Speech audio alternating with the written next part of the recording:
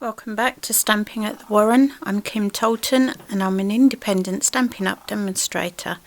I live in Battlesbridge, which is near Wickford in Essex, and today I'm sharing with you a very festive card. Features one of Stampin' Up's new punches, and I hope you'll enjoy it. It's very monotone. It's purely Blackberry Bliss, and you could use very vanilla. Which is what's on here, but I'm actually going to be using Whisper White cardstock today. So I hope you enjoy it. It's a beautiful, beautiful stamp set. I'm so in love with it that I've actually bought it in wood mounted, and I think it will be staying with me for a very, very long time. It's absolutely stunning. So to start, as I probably bore you to tears with by now, but it's an essential part of making your card. First of all, you need to make your card base. So this is a standard A4 card, so it measures 21 centimetres by 14.8 centimetres. And then along this long edge, you want to score down the middle at 10.5 centimetres using either your simply scored tool or your scoring blade on your stamping trimmer. If I'm cutting cardstock at the same time, I tend to go with my stamping trimmer. If I'm making something like a box, that's got lots and lots of folds, or a fancy fold card, then I tend to go with the scoring tool. Right, so that can go to one side, and we now start building our card front. So to begin with, you want to trim a piece of Whisper White, just regular Whisper White cardstock. The blank is always made from the A4 thicker Whisper White cardstock. But for the front of the card, we actually want regular Whisper White cardstock. Measures 9.7 centimetres by 14 centimetres. And this is where we're going to do the bulk of our stamping with this beautiful pine tree stamp. And we're going to be using first to probably fifth, maybe sixth generation stamping, and that just means the amount of times we're going to stamp the stamp onto the cardstock without inking it again. Just the same as when I ink up my clear mount stamps, my wood mount stamps, I also tend to ink up upside down. I think I use, perhaps I fool myself, but I like to think I use less ink, and I get better coverage and less missed stamps by inking it up this way, because I can clearly see that I have stamped that up nicely. And we're using this in portrait mode for this card. You could just as easily turn it on its side. So start at the bottom, and I'm going to start slightly off the page just to give a more natural feel, and then you go over the top up here, and what you're giving is that beautiful image of it having this forest going up into the distance.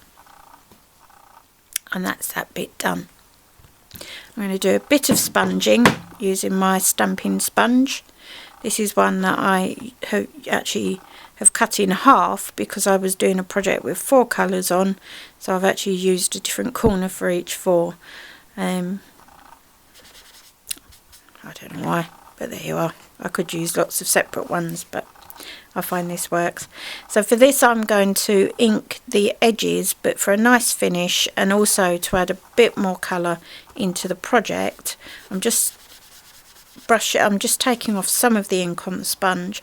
But if you use a circular motion, quite small circular motion, as you go around the cardstock, you don't need to re-ink it again.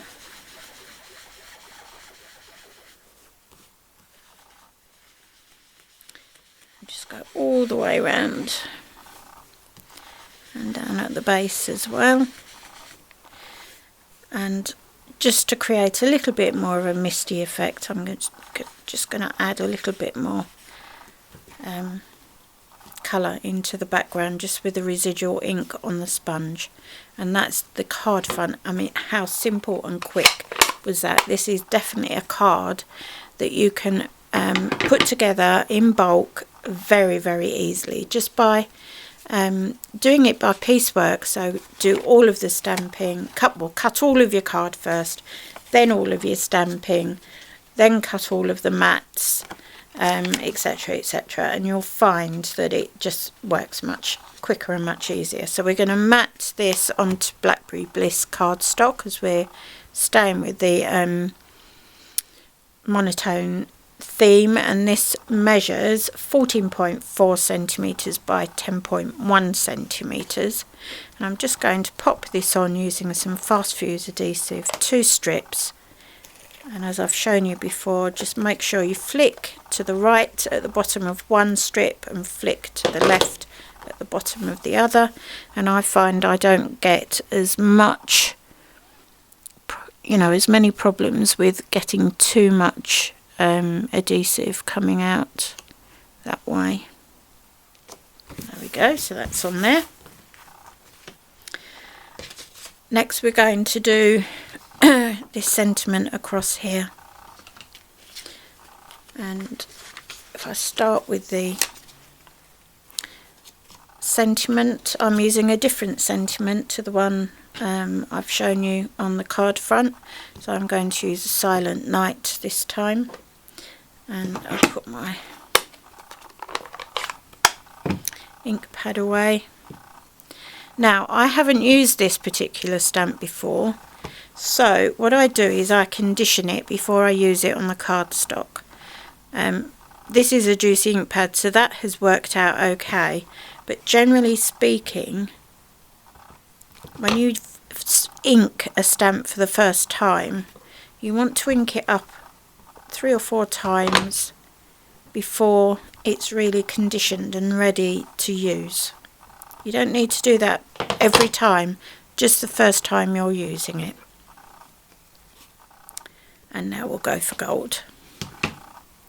So bring in your little piece of cardstock, Whisper White cardstock, and this little strip is 9.7 by 2 centimeters.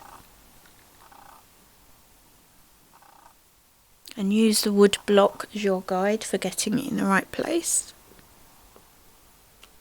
Down and up.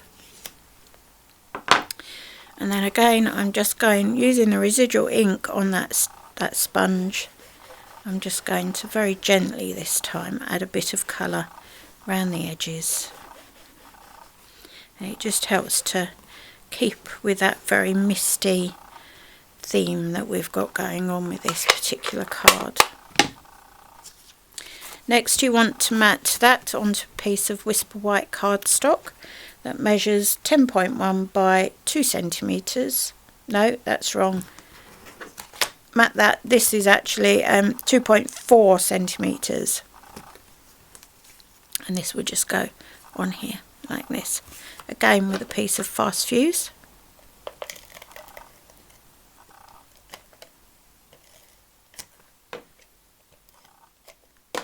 There we go.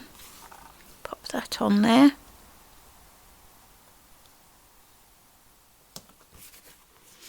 There we go. And I'm going to use dimensionals, Stampin' dimensionals, just to pop up that sentiment a little bit.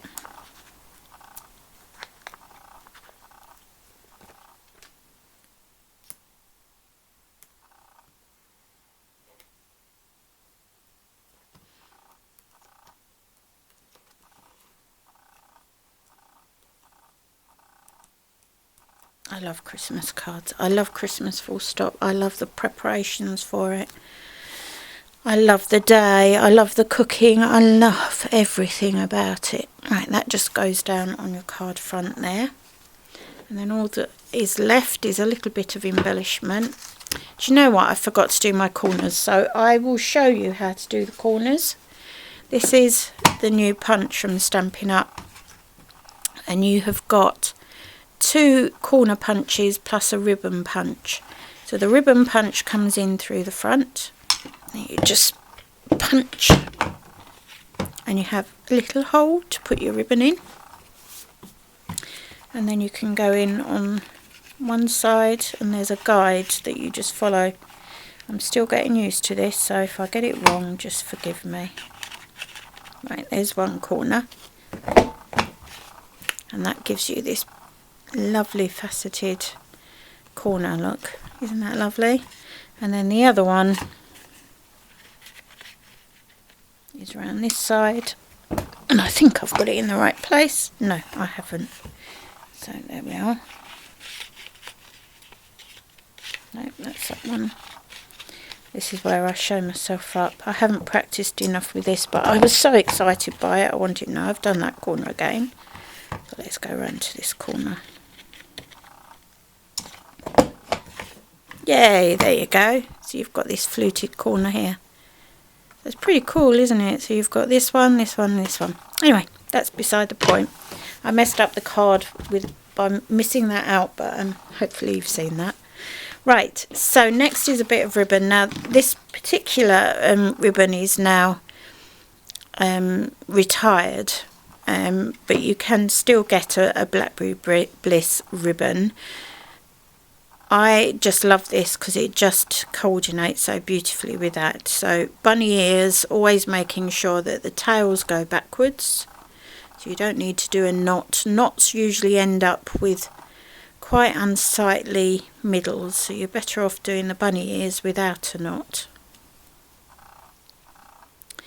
And then before you trim it off, you can then play around by shortening your loops, just pulling on the tails.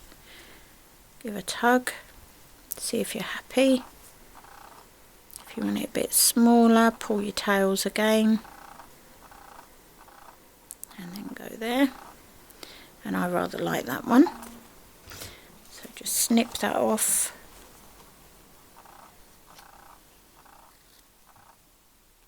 and there we go.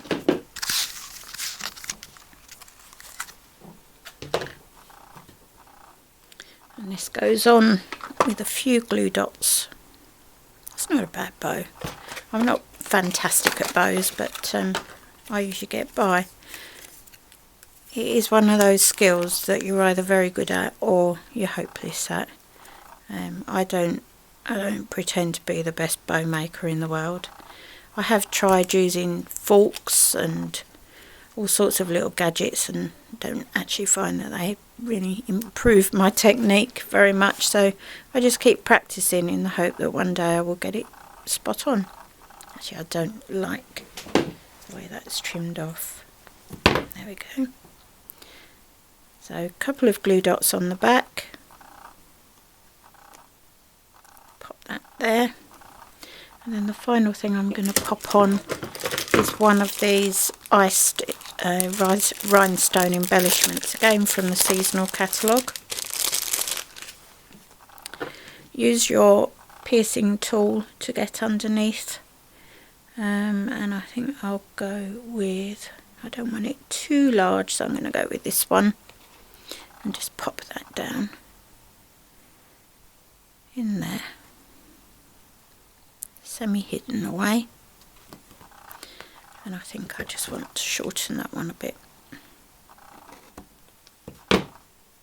And there you have that. All that's left is a couple of strips of fast fuse,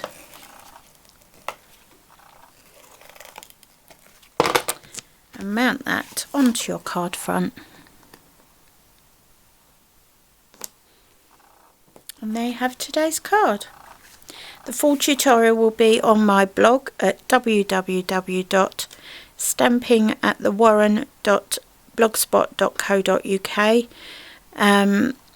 I'd love to hear from you if you've got any comments or any questions, and leave messages on my YouTube channel or on my Facebook channels, etc. What you will find is if you look at the further information on my YouTube channel, it will give all my social media links that you can just click on, so you can find me in whichever format suits you. That's it for today, and I'll speak to you again tomorrow.